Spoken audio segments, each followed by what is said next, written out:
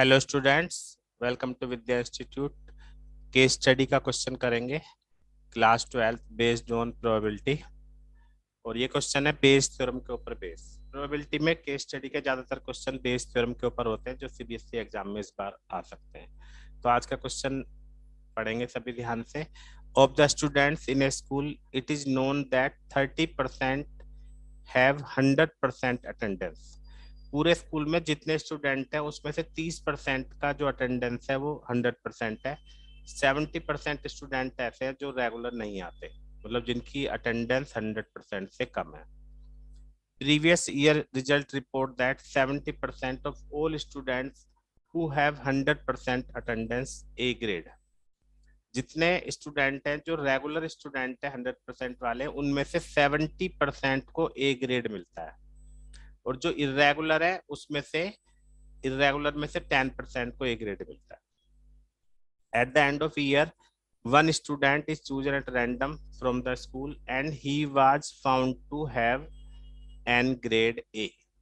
ठीक है, ए इवेंट क्या है यहाँ पे कि स्टूडेंट को ए ग्रेड मिला है। बस मैं इतना लिख देता हूँ कि ग्रेड ए मिला है। और क्वेश्चन में ये भी लिखा हुआ है कि E1 और E2 इवेंट है। सब कुछ यहाँ पे गिवन है, नहीं तो हमें ये लैट करना पड़ता। E1 का मतलब है 100% अटेंडेंस है, जो स्टूडेंट सेलेक्ट किया है उसकी अटेंडेंस 100% है। अटेंडेंस कितनी है? 100%।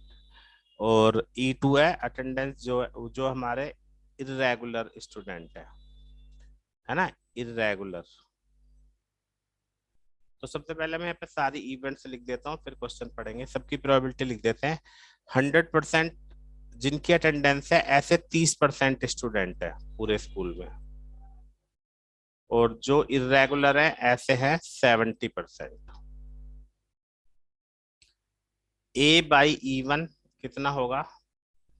ए बाई E1 का मतलब यहाँ पे क्या है कि अटेंडेंस 100% है तो उसको ए ग्रेड मिलेगा। इस बात की क्या प्रोबेबिलिटी है? क्वेश्चन में लिखा हुआ है कि 70% स्टूडेंट को ए ग्रेड मिलता है, तो 70/100।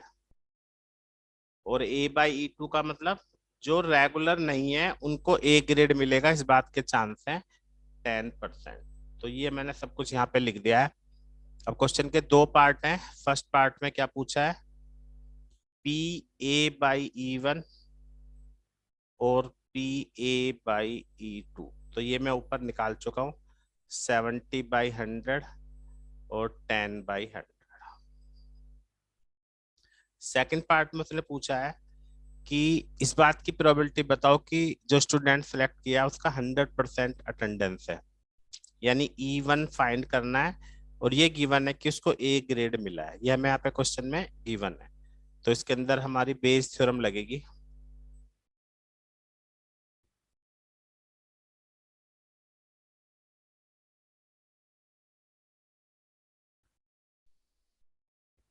तो पहले मैं बेस थ्योरम लिख देता हूँ।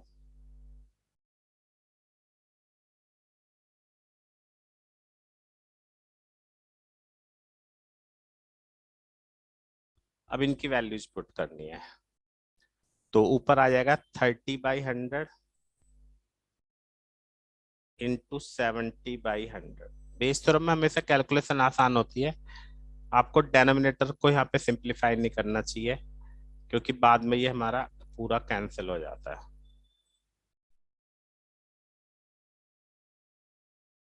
ठीक है, तो ये डेनोमिनेटर तो कैंसिल हो गया, तो ऊपर आ गया 2100, नीचे आ गया 2100 प्लस 700, क्योंकि ये तो कैंसिल हो गया हमारा आंसर। तो